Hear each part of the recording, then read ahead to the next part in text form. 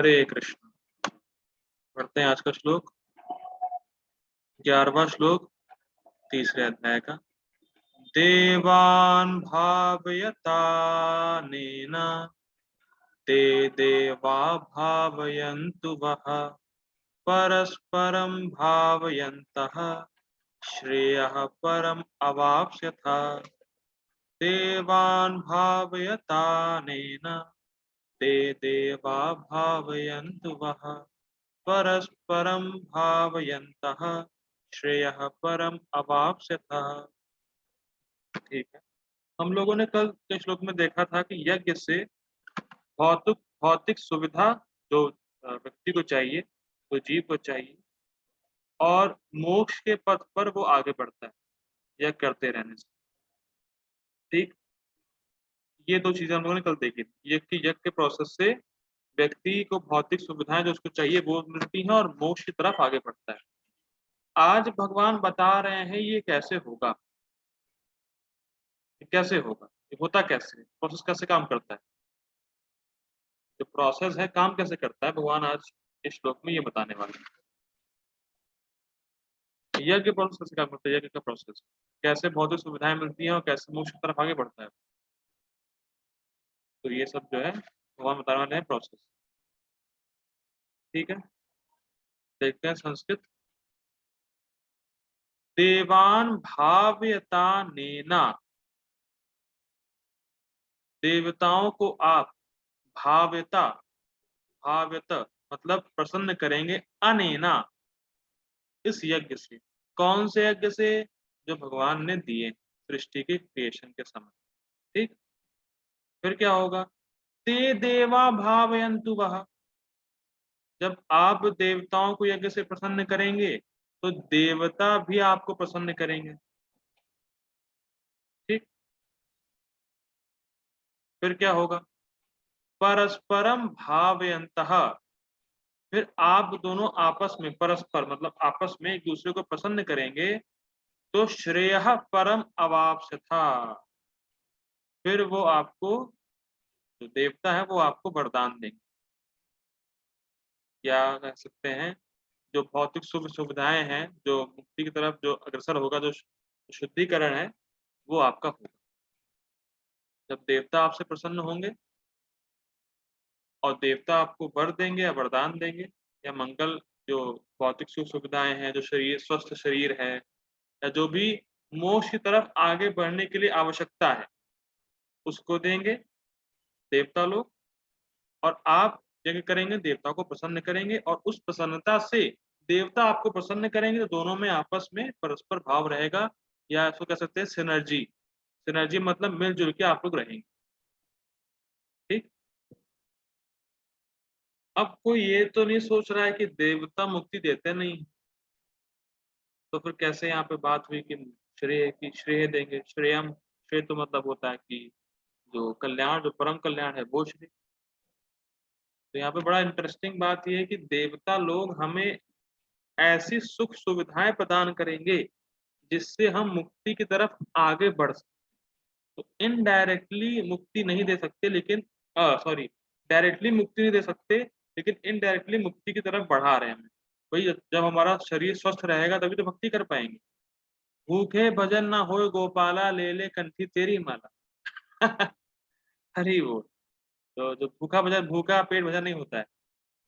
ठीक है, कहने की बात है, कविता है। तो वैसे ही जो अन्न है, या जो भी जल है, वायु है, अग्नि है, आकाश है, जो सनलाइट वगैरह इत्यादि, जो भी जरूरतमंद चीजें हैं वो देवता द्वारा आपको दी जाएंगे, जिससे जिसका आप उपयोग करके मुक्ति की तरफ या परम श्रेय की तरफ आप बढ़ सकते हैं। ठीक, और वो कैसे पॉसिबल होगा? जब आप करेंगे यज्ञ और देवताओं को पसंद करेंगे। इतनी सी बस बात है। अच्छा,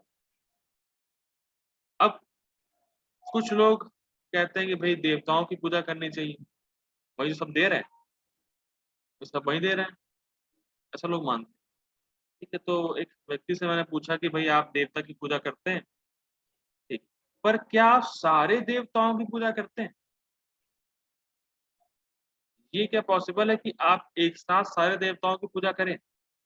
भाई जैसे कोई हनुमान जी की पूजा करता है, कोई शिव जी करता है, कोई गणेश जी करता है।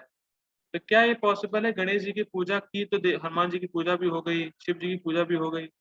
नहीं होता है। एक साथ आप सारे देवताओं की पूजा नहीं कर सकते और देवताओं की पूजा करना गलत नहीं है। लेकिन दिक्कत क्या है कि आप सिर्फ़ एक देवता की ही पूजा कर रहे हैं, तो दूसरे लोगों का क्या होगा? इसीलिए फिर मैंने जवाब दिया कि भैया आप कृष्ण की उपासना करें या कृष्ण का भजन करें। क्योंकि अगर आप कृष्ण का भजन करते हैं तो सारे देवता प्रसन्न होंगे। सारे देवताओं की पूजा कृष्ण के भजन में निहित इनबिल्ट है जिसको कहना चाहिए। जैसे एग्ज़ाम्पल देते हैं प्रभुपाद जी, पेड़ की शाखा और पेड़ की पत्तियाँ या जो टहनियाँ इत्यादि। अगर आप पेड़ की जड़ को पानी दे रहे हैं तो पत्तियों को भी पानी पहुँच रहा है। एक और एग्ज़ाम्पल, अगर आप खाना पेट में डाल रहे हैं तो आपका जो हाथ-पाँव जो भी अन्य जो अंग हैं, वो भी उसमें भी पोषण पहुँच रहा है, सिर्फ़ खाना पेट में डालने से। तो वैसे ही अगर आप कृष्ण का भजन कर रहे हैं तो सारे देवता ऑटोमैटिक प्रसन्न होंगे, ये इनबिल्ट है। होना ही होना है, हो सकता नहीं, होता है। ये बात समझनी बहुत इम्पोर्टेंट है कि अगर आप भगवान का कृष्ण का भजन कर रहे हैं तो सारे देवता प्रसन्न हो रहे हैं, हो सकते नहीं, हो रहे हैं, होते ही हैं, ठीक है? तो ये बात हमेशा याद रखनी चाहिए। हम बात देखते हैं। यज्ञों के द्वारा प्रसन्न होकर देवता तुम्हें भी प्रसन्न करेंगे और इस तरह मनुष्यों तथा देवताओं के मध्य संयोग से सबों को संपन्नता प्राप्त होगी। इसको बोलते हैं सिनर्जी। सिनर्जी एक इंग्लिश में टर्म है कि मिल-जुल के रहना।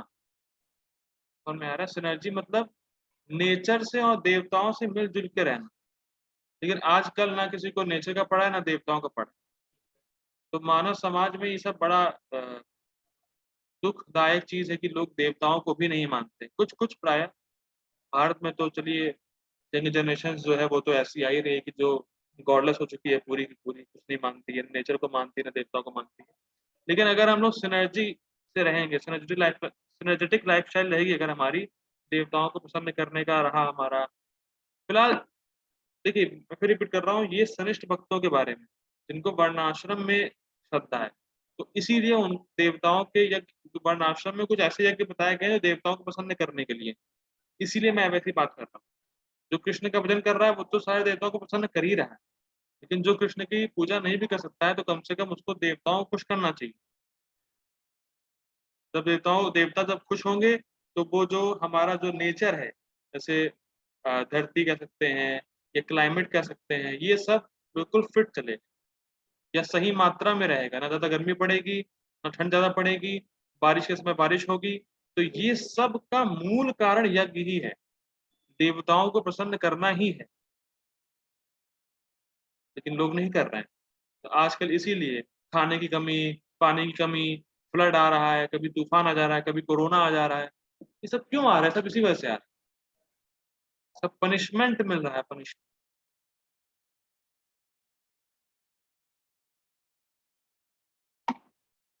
क्योंकि लोग यज्ञ नहीं कर रहे हैं, ठीक है?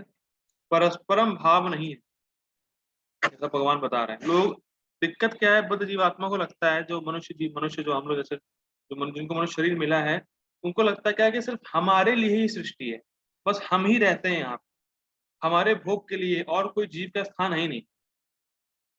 तो उसको लगता है मेरे भोग के लिए। सबसे बड़ी प्रॉब्लम यही है और ये जो जो ब्रेन वॉश है कह सकते हैं कि जो कचरा डाला गया है दिमाग में सब मॉडर्न एजुकेशन द्वारा डाला गया है, कि तुम मंदिर से आए। मतलब और तुम अंदर से आए हो, वन लाइफ थ्योरी है। तो ये सब सुन-सुन के फिर आदमी जो है, इन सब बातों पे विश्वास उसका नहीं रहता है और इस वजह से परेशानियाँ आती हैं। लेकिन भगवान का एडवाइस यही है कि आप यज्ञ करें, देवताओं को समर्पित करें, सैक्रिफाइस करें, जिससे कि वो प्रसन्न होंगे, तो आपको जितनी सुविधाएँ आपको चाहिए, जो आपके जीवन को चलाने वाली है, मैं फिर रिपीट कर रहा हूँ, जो आपको जीवन चलाने वाले मतलब शरीर चलाने के लिए जो आवश्यकताएँ हैं, वो देवता प्रदान करेंगे।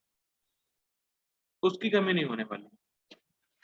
अब ये कोई ना कह दे कि गाड़ी चाहिए, बंगला चाहिए, ये है, वो है। वो तो ठीक है, वो अलग बात है, प्रारब्ध से आएगा, लेकिन जो जीवन, जो शरीर चलाने के लिए आवश्यकताएं हैं, वो आपको देवता देंगे, और प्रचुर मात्रा में देंगे, कि आप आराम से यहाँ रह सके चिंता रहित होके, और उसका इस्तेमाल करके अब मुक्ति की तरफ आगे बढ़ना। तो ये है सिनर्जेटिक लाइफस्टाइल। ठीक है, पढ़ते हैं गीता भूषण टीका। टीका मैंने लिखा नहीं यहाँ पे, वो टीका ही। भगवान विष्णु ने प्रजा से, प्रजा मतलब कौन? हाँ, जो मनुष्य लोग। ठीक है?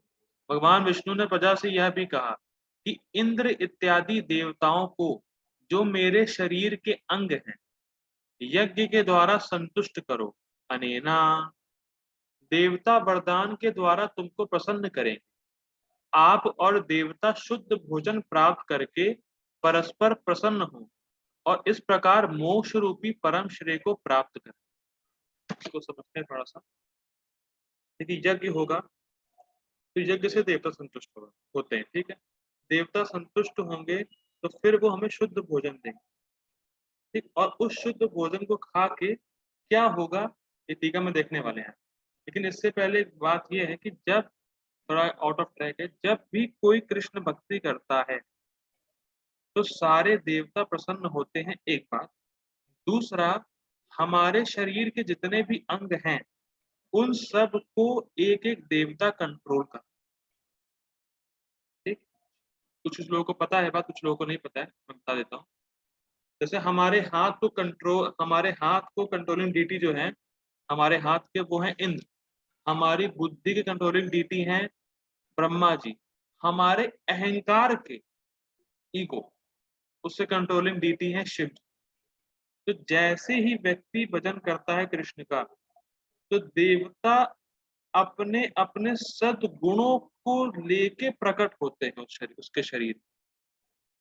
तो फिर रिपीट कर रहा हूं, जब व्यक्ति कृष्ण का भजन शुरू करता है तो देवता गण अपने अपने गुणों को लेके प्रकट होते हैं उसके शरीर। इसीलिए बोलते हैं कि जो भक्ति करता है उसमें सद्गुण, अपने देवता के गुण अपने आप आ जाते हैं, इसीलिए बोलते हैं। तो जैसे मान लीजिए, जैसे मैं आपको पढ़ा रहा हूँ, आप लोग समझ रहे हैं गीता को, मैं अपनी जितनी बुद्धि कृष्ण की कृपा से मुझे मिली, जितना मैं समझ पाया हूँ, मैं आपको बता रहा हूँ। तो ब्रह्मा जी बहुत खुश हो रहे हैं, क्योंकि जो कंट्रोलिंग डीटी है वो ब्रह्मा जी है बुद्धि की। या मान लीजिए जो अहंकार है, मैं कहूँ कि मैं कृष्ण का दास हूँ, आप लोग कृष्ण के दास हैं, तो आपकी रियल पहचान मैं करा रहा हूँ, तो शिव जी बड़े प्रसन्न होते हैं। ये जब आप हाथ से जप करते हैं, अपने हाथों का इस्तेमाल करके भगवान की सेवा करते हो, तो इंद्र संतुष्ट होते हैं, खुश होते हैं। ठीक है, तो यज्ञ विष्णु के लिए तो मेन बात क्या है कि यज्ञ तो विष्णु के लिए है, लेकिन जब आप विष्णु के लिए यज्ञ करते हैं तो देवता भी साथ में प्रसन्न होते हैं ऑटोमेटिक। ठीक है ना, एक सेकंड कीजिएगा मुझे।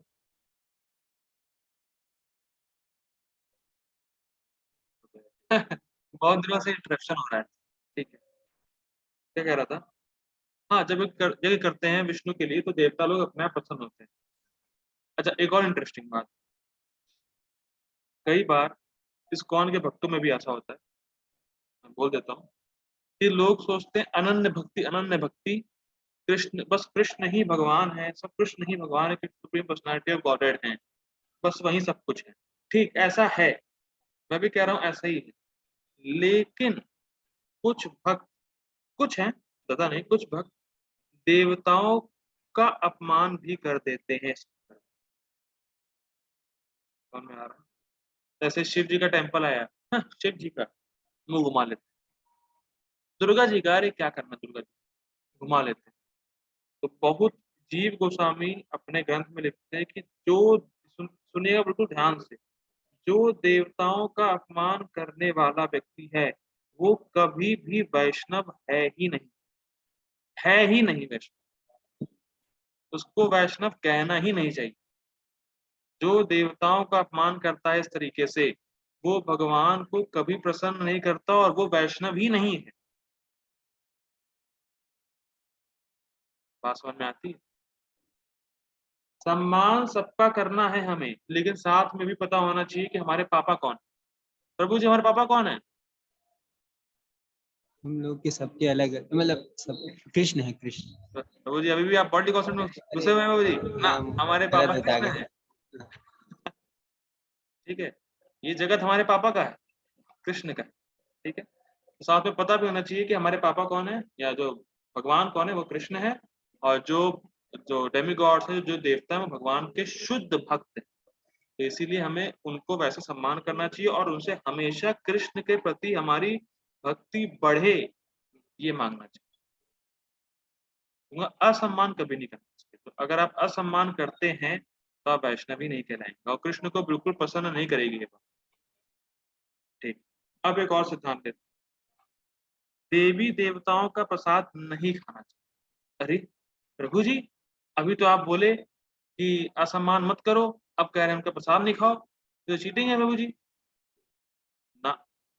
वैष्णव आचार्य लिखते हैं कि देवी देवताओं का प्रसाद नहीं खाना चाहिए। क्यों नहीं खाना चाहिए, कौन बताए, चेक कर लेते हैं। हो सकता है वो जी इसलिए ना खा सकते हो कि देवी देवता भी जो जो उसमें अपना गुड़ डाल के देंगे वो मटेरियल ही होगा, इस वजह से ना होता हो। क्या डाल के देंगे? हम जब कभी भी कृष्ण को प्रसाद चढ़ाते हैं तो वो प्रसाद मतलब जो भी भोजन होता है वो तीनों गुणों से ऊपर हो जाता है, कृष्ण के नहीं वो तो लेवल ठीक पे है, हो जाता देवताओं है। को क्यों नहीं खाना चाहिए? वही तो देवताओं में वो तीनों गुणों से ऊपर प्रसाद नहीं हो पाता ना होगा ना कहीं ना ना। ना ना ना, ये नहीं है। ठीक है, और कोई बात? अच्छा, और कौन कहेगा? प्रभु जी हर चीज भगवान को ऑफर करके खानी चाहिए, लेकिन अगर देवता को ऑफर कर देंगे तो वो तो उनका झूठा हो जाएगा, तो वो कैसे फिर ऑफर करेंगे बताइए। माता जी मैं कुछ समझ नहीं पाया आपकी बात। जैसे प्रभु जी हम लोग को हर चीज भगवान को ऑफर करके खाना चाहिए ना, तो तो देवी देवता को ऑफर कर देंगे तो फिर भगवान को कैसे करेंगे, मतलब वो तो फिर झूठा हो गया उन लोग का। ओके, ये भी गलत आंसर है। इसका उत्तर मैं माता जी आपको परसों प्रभु जी, दूंगा। वो मुझे ऐसा लगता है कि जो मतलब वो सब मतलब भगवान है, जैसे जितने भी देवी देवता हैं तो वो सारे भी तो वैष्णव हैं, तो और हम लोग भी वैष्णव हैं, तो हमें हमें से भगवान तो एक ही हुए ना, तो हम तो सिर्फ उन्हीं को ही भोग लगा सकते हैं और किसी को भोग नहीं लगा सकते हैं। तो शायद इस आप लोगों वजह को से देवी देवता का शायद आप लोगों को पता नहीं है, प्रसाद शायद आप लोगों को पता नहीं कि जो प्रभुपाद जी के डिसाइपल्स हैं वो पहले भगवान को ऑफर करके फिर प्रभुपाद जी को ऑफर करके प्रभुपाद जी का झूठा खाते थे। ऐसे तो प्रभुपाद जी भी शुद्ध वैष्णव है, तो ऐसे तो कहते कि अरे वो भी हमारे लेवल के हैं, तो फिर कैसे? मैं इसीलिए मैं बोला कि डेमिगॉड्स तो प्रभु प्योर जी डिवोटी है। उन्होंने पहले भगवान को किया ना, तब फिर डेमीगॉड्स को किया, तो पहले हम डेमीगॉड्स को पहले कैसे कर सकते हैं? तो क्यों नहीं कह सकते? मैं पूछ रहा हूँ। क्योंकि प्रभु जी वो बड़े नहीं है इसलिए ना। नहीं, हमसे तो बड़ी है ना। प्रभु जी उन डेमिगॉड्स को भी अच्छा नहीं लगेगा। चलिए एक ये पॉइंट कंसिडर कर सकता हूँ मैं कि डेमिगॉड्स को अच्छा नहीं लगेगा, ये बात सही है। देखिए बहुत बहुत सिंपल है, बहुत गंभीर बात है। जो भी प्रसाद चढ़ाता है डेमिगॉड्स को, जो व्यक्ति चढ़ा रहा है, उसके उसकी जो मानसिकता है वो उसमें ट्रांसफर होती है। बात समझ में आ रही है? ये सब में एप्लीकेबल है, मैं फिर रिपीट कर रहा हूँ। जैसे कोई व्यक्ति किसी देवता के पास गए कि मुझे गाड़ी चाहिए, बंगला चाहिए, स्त्री चाहिए, ये चाहिए, वो चाहिए, ठीक है, वो चढ़ाया, ठीक, ओके डन।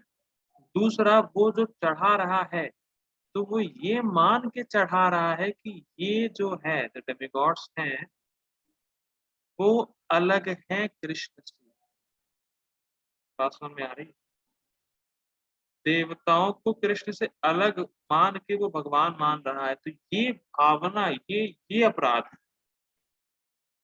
इस वजह से हमें नहीं खाना चाहिए। अगर हम लोग खाएंगे तो वो चेतना भी हमारे ट्रांसफर हो जाएगी। बात समझ में आती है? ये बात समझ में आती है किसको पता है ये सिद्धांत कि जो आप खाते हैं उसमें जिस व्यक्ति ने खाना बनाया, जिस व्यक्ति ने आपको परोसा है, उसकी चेतना आपके हृदय में ट्रांसफर होती है। किसी को सिद्धांत पता है? नहीं पता है? नहीं पता है तो अभी आगे आने वाला है, चिंता नहीं। तो वैसे ही जो डेमिगॉड्स का प्रसाद है उसमें ये भावना मिश्रित रहती है कि ये मुझे कि जो जो चढ़ाने वाला है वो क्यों चढ़ा रहा है, भोग उसको भोग चाहिए, और वो ये सोच चढ़ा रहा है कि ये कृष्ण से अलग है, इसीलिए वो अपराध जनित जनित जो है कह सकते हैं एक तरीके से प्रसाद। लेकिन अगर कोई व्यक्ति पहले भगवान को चढ़ा के फिर देवताओं को चढ़ा के आपको दे तो कोई दिक्कत नहीं, क्योंकि भगवान को चढ़ चुका है ऑलरेडी, तो उसमें ये भावना ही नहीं आ जाती कि भैया ये अलग है भगवान। जैसे ऐसे बहुत से एग्जाम्पल है, जैसे जगन्नाथपुरी में पहले पार्वती माँ को भोग लगता है, फिर जगन्नाथ नहीं शायद भूल गया, फिर जगन्नाथ जी को लगता है, फिर पार्वती जी को लगता है, फिर वो आता है हमारे पास। तो जगन्नाथ जी को लग चुका है, तो इसीलिए फिर हम लोग वो खा सकते हैं। पहले भगवान को चढ़ा के फिर देवताओं को ऑफर करके फिर हम लोग खा सकते हैं, ये प्रॉपर वे। लेकिन अगर देवताओं के प्रसाद खाते हैं तो उसमें जो अपराध जनित भावना है कि ये कृष्ण से अलग है, तो वो हमारे अंदर ट्रांसफर हो जाती है। और ये तो प्रभुपाद जी के जो गुरु महाराज थे उन्होंने भी बोला था कि जो देवताओं का प्रसाद है वो हमें नहीं खाना चाहिए, क्योंकि वो भोग इच्छाओं से ग्रसित रहता है प्रसाद। समझ में आ रहा है ये? ओके, एक सेकेंड, ठीक है। अब आप क्या खाना खाते हैं ये बहुत ज्यादा इम्पोर्टेंट, बहुत ज्यादा इम्पोर्टेंट, बहुत ज्यादा। लेकिन बद्ध जीवात्मा की प्रॉब्लम ये है क्या कि वो उसको जो अच्छा लगता है वो चीज करके फिर ट्रिक कर लेगा, किससे क्या फर्क पड़ता है। ये बद्ध जीवात्मा की बहुत बड़ी प्रॉब्लम, जो उसको करना है वो कर लेगा और खुद ही सोच लेगा इसमें क्या प्रॉब्लम है। अरे तुम कुछ भी खाओ क्या प्रॉब्लम है, तुम कुछ भी देखो क्या प्रॉब्लम है। ये दिक्कत है बद्ध जीवात्मा, खुद ही जो उसको करना है वो करके खुद ही अपने मन में सोच लेता है कि इससे कोई फर्क नहीं पड़ता। लेकिन बहुत फर्क पड़ता है कि आप क्या ले रहे हैं, आप क्या इंटेक कर रहे हैं, कौन सा भोजन ले रहे हैं, बहुत फर्क पड़ता है। इस संबंध में एक श्लोक है, देखते हैं। इस संबंध में शुद्ध भोजन ज्ञान निष्ठा का एक अंग है। आपको जो आत्मज्ञान प्राप्त होगा उसमें आपकी निष्ठा वो आपके शुद्ध भोजन पर निर्भर करती है। बहुत इंटरेस्टिंग। जैसा श्रुति में उल्लेख है कि आहार शुद्धो सत्व शुद्धि सत्व शुद्धो ध्रुवा स्मृति स्मृति लब्धे सर्व ग्रंथि नाम विप्रमोक्ष। अगर आपका आहार शुद्ध तो आपका सत्व शुद्ध, सत्व मतलब चित्त, आपका कॉन्शियसनेस शुद्ध, वो शुद्ध, तो ध्रुवा स्मृति मतलब आपका इंटेलिजेंस है वो शुद्ध, और स्मृति लब्धे तो उससे लाभ क्या है, सर्व ग्रंथि नाम विप्रमोक्ष। आप मोक्ष की तरफ आगे बढ़ने के लिए एलिजिबल हो पाएंगे। इसको समझते बहुत इंटरेस्टिंग। ये समझ आना भी कि भगवान के धाम जाना है और मेरे जीवन का यही लक्ष्य है, बहुत कम लोगों को बात समझ में आ रही है। ये थ्योरी में भी एक्सेप्ट कर लेना कि भगवान का धाम है, भगवान के धाम जाना है, और यही इसीलिए आपको मानव जीवन मिला है। ये बहुत मुश्किल से लोगों को थ्योरी में समझ में आता है कि ऐसा वाकई में है। समझ में आ रहा है? थ्योरी में भले ही समझ में आ भी गया हो, लेकिन वाकई में उसको ऐसा फीलिंग हो कि हाँ मेरा एकमात्र कर्तव्य मनुष्य जीवन का भगवत धाम जाना ही है, तो और रेयर। कितने लोगों को पूरा पूरा विश्वास है कि भगवान का धाम जाना ही है। हो सकता है आप लोग बोल दें कि हाँ मुझे है मुझे, लेकिन अंदर से आपको खुद पता है कि क्या है क्या नहीं। पूरा विश्वास कि बस एकमात्र कर्तव्य बस मनुष्य जीवन का हमें सार्थक इसी जीवन में करके भगवान के पास जाना है। इसका बिल्कुल मतलब डिटर्मिनेशन जो हो, अनुभव हो कि हाँ यही है ही है और कुछ ही नहीं है, बहुत कम लोगों में आपको थ्योरेटिकली बोल सकते हैं कि हाँ भगवान के धाम जाना है, भजन करना है, ये वो, लेकिन बस यही करना है, ये मुश्किल। इसके लिए क्या चाहिए आपको, शुद्ध आहार। शुद्ध आहार बहुत इंपॉर्टेंट। जब तक आप शुद्ध आहार नहीं लेंगे, शुद्ध आहार मतलब क्या, भगवान को चढ़ाया हुआ प्रसाद नहीं लेंगे, तब तक ये बातें दिमाग में घुसना ही बहुत मुश्किल है। इसीलिए प्रभुपाद जी ने क्या कि सबसे पहले प्रसादम खिलाए, इस्कॉन बुलेट्स गुलाब जामुन खिलाए हिप्पीज को, जिससे कि धीरे धीरे वो शुद्ध हुए और तब वो समझ पाए कि क्या कहना चाहते हैं प्रभुपाद। और इसीलिए हम लोग सभी जब कोई मिलता है डिवोटी से तो वो कहते कोई नहीं समझ रहा है, कोई नहीं समझ रहा है आपकी बात, सबसे पहले कहते हैं कि आप उसको प्रसाद खिलाओ और कुछ मत करो। प्रसाद खिलाओगे तो उसका जो चित्त है वो धीरे-धीरे शुद्ध होगा, तब उसको समझ में आएगा कि परम श्रेय क्या है मेरा। जब समझ ही में नहीं आएगा तो आगे बढ़ने की तो बात ही खत्म। समझ में आ रहा है? बहुत इंटरेस्टिंग। तो इसीलिए कृष्णा कॉन्शियस में 2 ट्रेनिंग आपको दी जाती है, सिंसियरिटी और सीरियसनेस। सिंसियरिटी मतलब क्या, कोई भौतिक इच्छा नहीं रखनी है अब, और सीरियसनेस मतलब हमें भगवान के धाम जाना है। ये 2 चीज़ें किसी में अगर आ गई हैं तो वो बहुत अच्छा है, और बहुत जल्दी किसी में ये आती भी नहीं। थ्योरेटिकली हम लोग कह सकते हैं कि हाँ, इस संसार में दुःख है, भगवान के पास जाना है, लेकिन भगवान के पास ही जाना यही बस एकमात्र है। This is the only aim of human form of life, और इसी को मुझे अचीव करना है और कुछ नहीं चाहिए।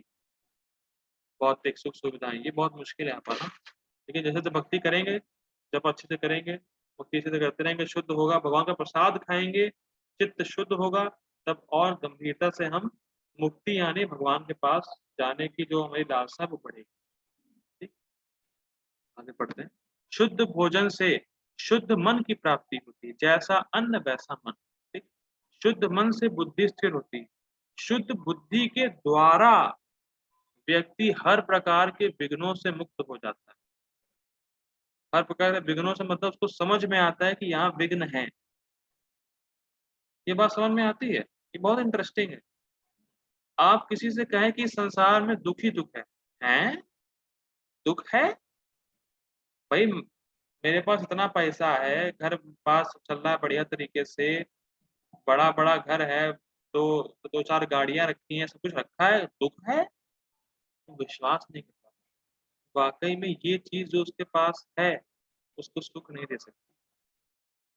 और जब उसको समझ ही में नहीं आया कि ये संसार दुःख का घर है, तो निकलने का प्रयास ही क्यों करे? बहुत ही अमेज़िंग है। लेकिन जब प्रसाद कोई व्यक्ति खाता है तो उसका मन शुद्ध होता है, बुद्धि शुद्ध होती है, तब उसको समझ में आता है कि अरे वाक़ई में ये सब छोड़ के मुझे जाना है एक दिन। इसको मैं अपने साथ नहीं ले जा सकता। ठीक है? बड़ा इंटरेस्टिंग। ठीक है, हम लोग अब परपोर्ट लेते हैं। दूसरी सेटिंग में लूँगा मैं, अभी मैं मीटिंग एंड कर रहा हूँ। आप लोग I request kindly all of you to join again.